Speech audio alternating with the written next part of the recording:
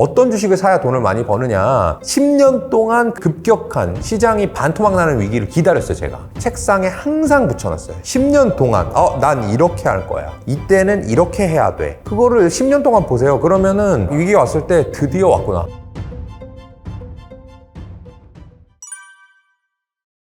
2008년에서 9년 초까지 서브프라임 모기지라고 하는 미국발 금융위기를 제가 겪은 처음 위기라고 볼 수 있겠습니다. 그 이후에는 2011년에서 12년 넘어가면서 남유럽 재정위기가 있었고, 2015에서 16 넘어갈 때 중소형주 하락이 있었고, 2018년에 미중 무역 분쟁, 2020년에 코로나19 팬데믹, 2022년에 지금 경기 순환, 인플레이션 이런 하락장이 있네요. 저한테 가장 치명적인 위기는 2015, 16 이 중소형주 하락이었던 것 같아요. 왜냐하면 제가 이제 회사원 생활을 하다가 창업을 이제 본격적으로 해서 풀타임으로 제 사업을 시작한 게 2013년이거든요. 2013년부터 해서 2015년까지는 수익률이 상당히 좋았습니다. 저희 회사가. 그랬는데 15년부터 공교롭게도 돈이 많이 들어왔어요. 그래서 그 전까지는 말하자면 고객이 있긴 하지만 거의 저희 돈이니까 올라도 그냥 오르나 보다, 떨어져도 어차피 나중에 오를 거니까, 왜냐면 우리는 이제 투자 전문가로서 하니까 그런 시황에 크게 영향을 안 받거든요.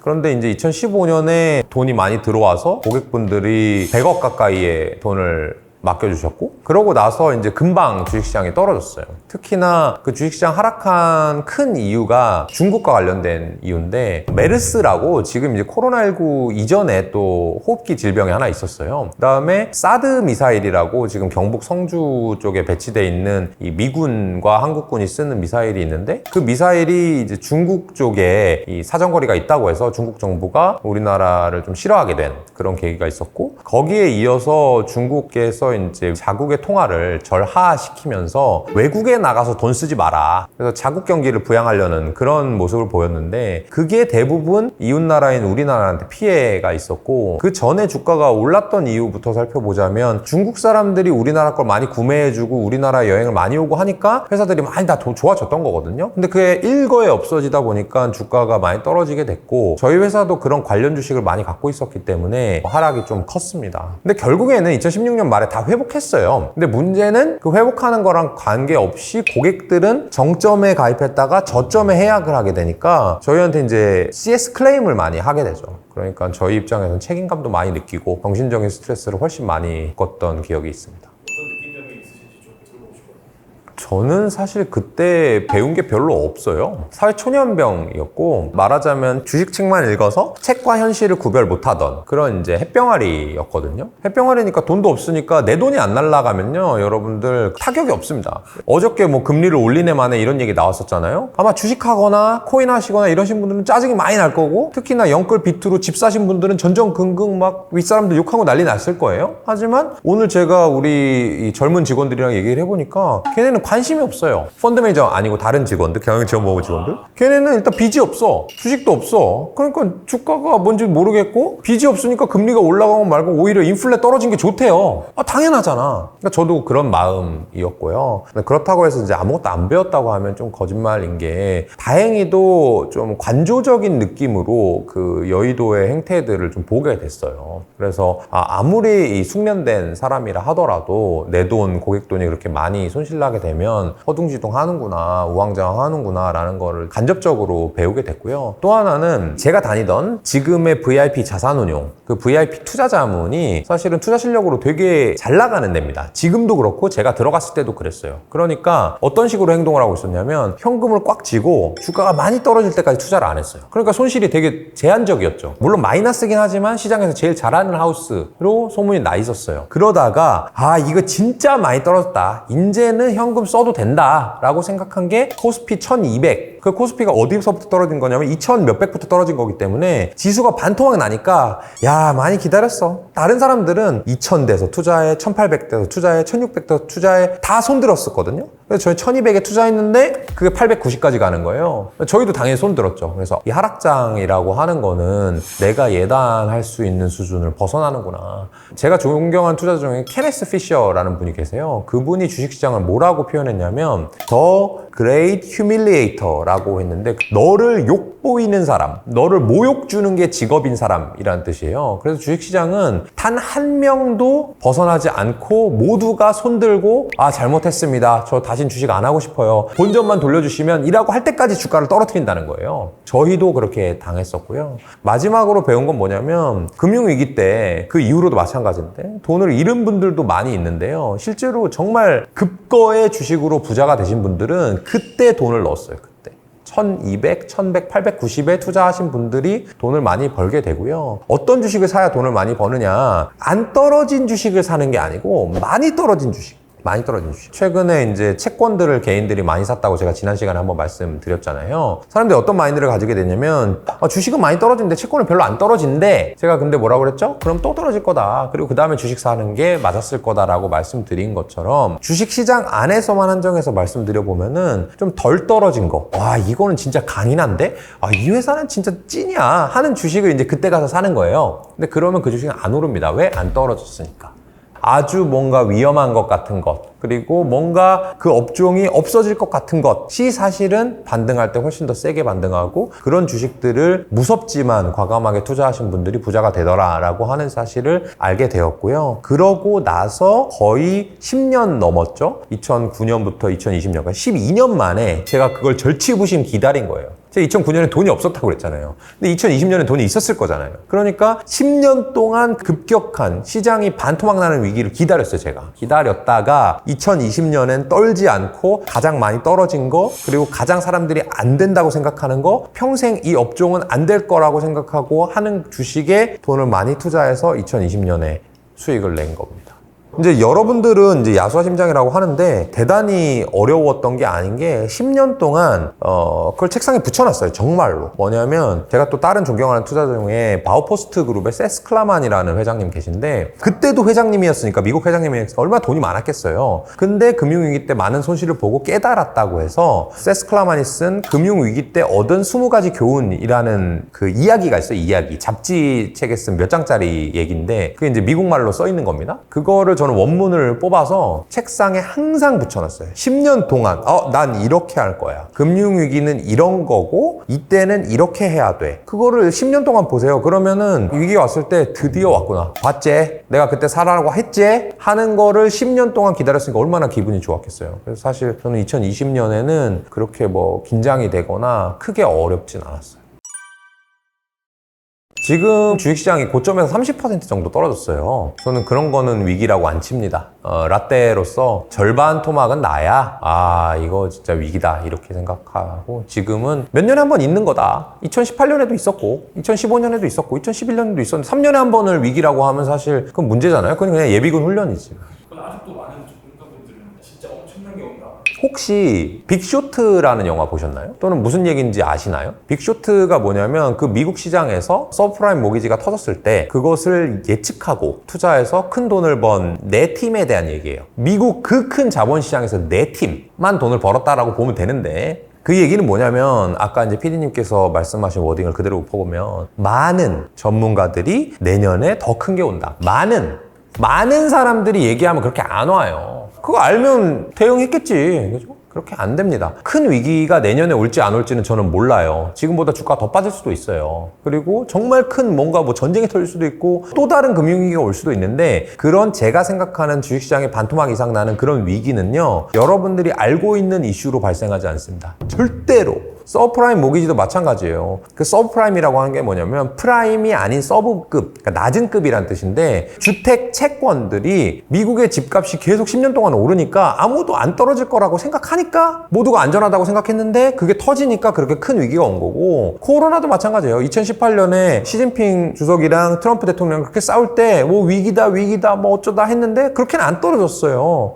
근데 진짜 듣도 보도 못한 감염병 때문에 갑자기 주식시장이 반토막 그러니까 이것도 마찬가지입니다. 지금의 위기가 더 커질지 안 커질지는 여러분들이 예측하는 거에서는 오지 않는다라는 게 제 생각이고, 또 하나 희망적인 말씀 한번 드려보면요. 코로나 팬데믹이 있고 나서 아직도 코로나 안 끝났어요, 실제로. 지금 방송이니까 마스크를 벗고 있는 거지. 근데 그 코로나가 주가를 떨어뜨렸다가 언제부터 주가가 반등하기 시작했나요? 주가는 2020년 3월인가? 4월이 바닥이었던 것으로 기억을 해요. 3, 4월 정도? 주가는 언제부터 올랐죠? 그때부터 올랐어요. 그때 코로나가 없어졌어요? 전혀 그렇지 않죠. 그때 컨택트라고 하는 경제 재계주들, 제가 투자했던 뭐 여행주라든지 아니면 뭐 크루즈 주식이라든지 이런 주식은 또 언제 고점을 찍었죠? 코로나가 한창일 때 고점을 찍었어요. 백신이 나온다고 얘기하니까. 사실은 지금 아직도 해외여행 못 가신 분들 많아요. 근데 그 전에 고점을 찍었다니까? 뭐냐 하면 주식시장이라고 하는 거는 여러분들이 예측할 수 있는 기간, 아무리 긴 기간이라도 예측이 되는 기간까지의 미래는 요새 말로 킹반영 해버립니다. 다 계산해서 다 반영을 해버려요. 그러니까 지금 주가가 떨어진 상황이 만약 인플레이션이나 금리 인상 이슈였다라고 하면 저는 더 떨어질 가능성이 없다라고 생각을 해요. 미국에서 뭐 그러잖아요. 4.25니 4.5니 4.75니 뭐 약간의 차이는 있지만 어쨌든 내년까지 그 정도 금리 올린 다음에 그것까지는 다 반영이 돼 있다니까요. 그러니까 주가가 2,400 간 게 오늘 간 게 아니잖아요. 어제 금리 올려서 오늘 간 게 아니잖아요. 이미 제가 알기로 5, 6월? 네, 이미 그렇게 가 있었잖아요. 그런 거랑 마찬가지니까 여러분들 무서워하실 필요 없고 전문가들이 아니다 할 때는 사시면 되고요. 작년에 전문가들이 똑같은 사람이 뭐라고 했는지 한번 보세요. 그때 사라고 했을걸요? 근데 그때 사라고 했다가 왜 갑자기 팔라고 해요? 그러니까 여러분들이 그 사람의 말을 듣고 투자하면 안 됩니다. 제 말도 마찬가지. 주식시장은 400년 됐다니까요? 인간의 그 역사만큼 긴 거예요. 경제 활동과 같이 했기 때문에. 그래서 그 역사는 계속해서 반복되고요. 그 반복되는 이유는 인간의 탐욕과 공포라고 하는 것은 제가 이제 인간의 역사라고 하는 거는 인간의 자본주의 역사를 말씀드리는 거고 인간이 호모 사피엔스라고 하는 거는 만년의 역사를 지니고 있단 말이에요. 이 만년 중에서 주식시장에 태어난 건 400년 정도밖에 안 돼요. 그러니까 아주 작은 부분이죠. 4%밖에 안 되는 부분이죠. 그러면 5% 정도 되면 1년이에요, 1년. 내가 30살이라 가정하고 29년 동안 체득해온 뭔가가 있는데 1년 동안 연습을 한다고 해서 그게 잘 되지 않는단 말이에요. 그죠? 날 오른손잡이로 30년을 살았는데 왼손잡이로 앞으로 1년 살 거야 한다고 잘 되냐고. 안 되잖아요. 그러니까 이 호모 사피엔스로서 그 공포와 탐욕을 느껴온 인간이 갑자기 400년의 역사 속에서 이제는 공포를 이겨서 투자하고 탐욕을 버려야겠어 라고 할 수가 없다고. 그러니까 역사가 반복되는 거고 몇몇 운이 좋은 또는 훈련이 잘 돼 있는 사람들만이 돈을 벌 수밖에 없는 겁니다. 저는 요즘이라고 할 것이 없는 게 제가 시장 참여자로서 경험을 하고 뭐 관전을 하고 있긴 하지만 제 투자 철학은 예전이나 지금이나 별로 바뀐 게 없어요. 우리 회사의 투자 철학은 장기적으로 당위적으로 성장할 그런 산업 속에서 짱짱한 경쟁력을 가지고 있는 회사를 발견해놓고 그 발견했던 회사들의 목록을 쭉 만들어놨다가 뭔가 이슈로 주가가 확 떨어지면 산다. 그리고 다시 모든 사람들이 그 주식이 좋다는 것을 깨닫고 나팔수를 불어대면 판다. 그렇기 때문에 과거와 지금이 달라질 수가 없고 저희는 원래부터도 좋아하던 뭐 헬스케어, 컨텐츠, 미디어 뭐 이런 것들 계속해서 투자하고 있고요. 대부분이 나의 능력의 범위 안에 들어와 있는데 산업은 성장하고 그 산업의 성장에 있어서 대단한 이 설비 투자나 이런 것들이 필요 없는 그런 업종에만 투자한 지 벌써 10년 정도 돼갑니다. 예를 들면은 과거에 투자했던 미용기기 회사를 말씀드려 볼게요. 사람이 나의 미가 이뻐 보이고자 하는 것, 매우 기초적인 욕구입니다. 그렇기 때문에 바뀌지 않을 거라고 가정할 수 있어요. 이 대명제 하에서 기술이 뭔가 발전해 나가니까 사람들이 그 기술을 이용해서 이뻐지려고 한다라고 하는 것도 그렇게 생각할 수 있죠. 근데 그런 회사들이 여러 개 있단 말이에요. 그러면 아까 말씀드린 큰 흐름은 맞는 거예요. 큰 흐름은 맞는데 거기서 짱짱한 경쟁력을 갖고 있냐 아니냐 이런 문제에 있어서는 어떤 일이 있냐 하면 실제로 이 미용기기를 시술하시는 분은 시술 받는 사람은 환자이고 소비자지만 시술하는 사람은 의사입니다. 그러면 그 미용기기를 만든 사람이 누구한테 팔아야 되냐면 의사한테 가서 일단 팔아야 돼요. 그래서 성형외과, 피부과에 그 기계가 들어가야 그 다음 뭐 시술을 하든 말든 할 거 아닙니까? 그럼 의사는 고민을 하겠죠. 내가 성형외과를 하나 차렸는데 지금까지 공부 열심히 해가지고 앞으로 이제 돈을 벌 의사가 돼야 되는데 어떤 기계가 좋을까 막 고민했을 거예요. 근데 한번 기계를 들여놨어. 기계가 얼마인지 정확히 모르지만 1억이라고 쳐봅시다. 1억짜리 한 대를 들여놓으면 이거 아닌데 하고 바로 팔 수가 없죠. 한번 들여놓으면 열심히 써야 됩니다. 돈 들인 만큼 회수를 해야 되니까 의사분들도. 근데 여기에서 이제 미용기기 회사 중에 몇몇 회사들은 머리를 잘 쓴 것이 판매한 의사와 한 배를 타기 위해서 소모품이라는 비즈니스 모델을 만들어냈어요. 그래서 기계를 한 번 팔고 1억으로 팔고 끝이 아니라 원장님 저희가 5천만 원에 이걸 드릴 건데요. 한 번 시술할 때마다 요거 끝에 요 팁을 좀 바꿔주셔야 돼요. 그 팁은 저희한테 계속 구매를 해주셔야 되거든요. 그러면 원장님 입장에서는 일단 알았어. 당장 싸니까 한번 써보지. 그러면 그걸 샀잖아요. 사고 나면 내가 어쩔 수 없이 돈을 뽑아 먹어야 되니까 계속 쓰게 됩니다. 그러면 소모품을 계속 매출이 발생하게 되는 거죠. 그러면 다른 기계를 도입할 가능성이 좀 적어지는 거죠. 그런 경쟁력을 가지고 있는 회사가 우리나라에 몇 개 정도 있었고 그 중에서 저희가 투자했던 회사는 특별히 외국 회사와 이 갈등이 있었어요. 이 기술을 니네가 뺏긴 거네, 아니네, 소송을 거네, 마네, 막 이런 일이 있으니까 주식시장에서 겁을 내고 주가가 떨어졌었던 거죠. 제가 뭐라고 했죠? 꾸준히 성장하고 당위적으로 성장할 것 같은 업종 내에서 뭔가의 경쟁력을 가진 업종인데 일시적인 이유로 주가가 떨어져 있다라고 하면 투자한다고. 그래서 투자를 했고요. 지금은 안 갖고 있어요. 왜 안 갖고 있냐? 지금은 많은 사람들이 미용 시술을 너무 좋아하고요. 그 주가가 너무 많이 올랐고요. 여러분들이 많이 관심을 갖고 있고 유튜브에도 많이 나옵니다. 여러분과 저는 반대죠. 유튜브에 많이 나오니까 이거 좋은 회사래. 사람들이 요새 시술 많이 한다던데? 하면서 막 투자해놓고 왜 주가가 안 오르지? 하지만 어디 가서 얘기는 하는 거죠. 야, 이 시술 알지? 이거 지금 요새 진짜 잘 나간대. 진짜 잘 나가는 걸 여러분까지 아니까 주가가 안 오르는 거예요. 그걸 모를 때 투자해야 되는 거고 모두 다 알았을 때 팔아야 되는 겁니다.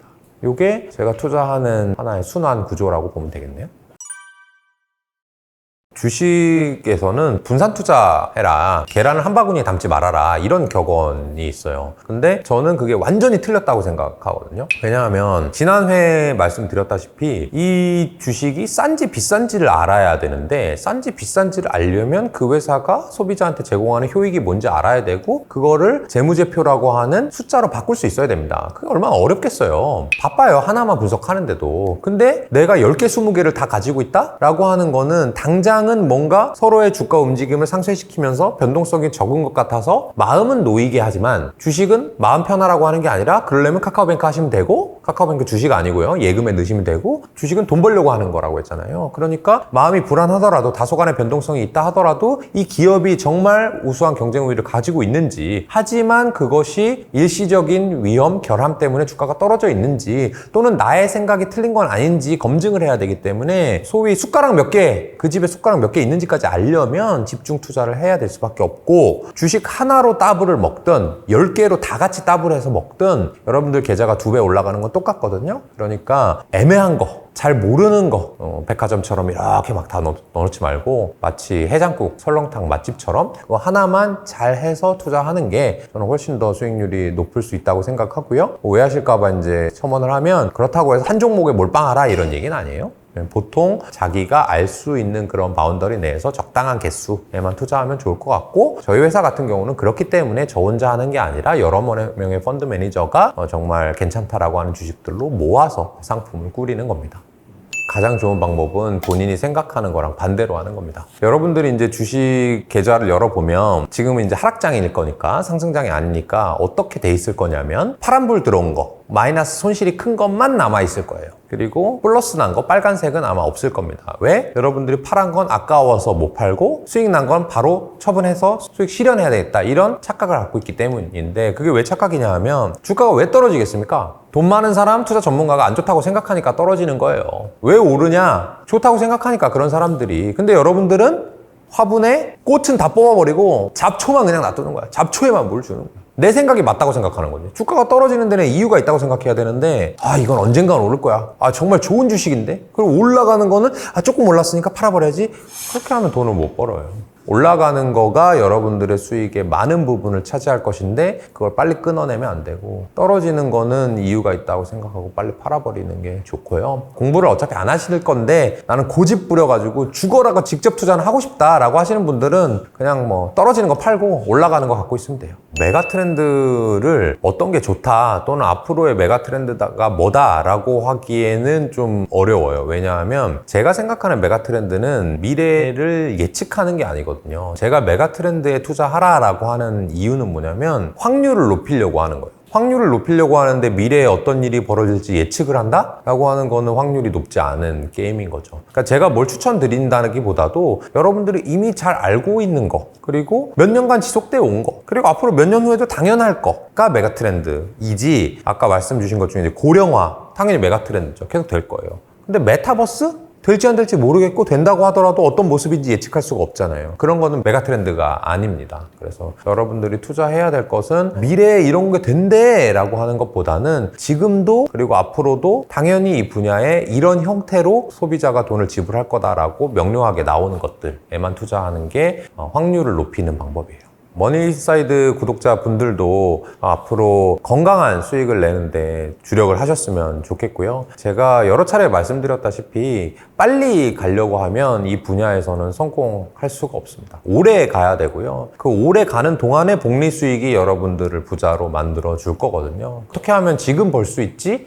보다도 이거를 내가 오래 하려면 어떻게 해야 되지? 이거는 내가 앞으로도 할 수 있는 것인가? 아닌가? 그런 탐색하는 시간을 정말 길게 가지셔도 아마 여러분들께서 경제 활동을 은퇴하는 시간까지는 훨씬 더 많은 시간이 남아있을 거니까 마치 준비 운동을 운동하기 전에 아주 철저히 하듯이 여러분들도 그 담금질에 신경 써주시면 더 좋을 것 같습니다. 고맙습니다.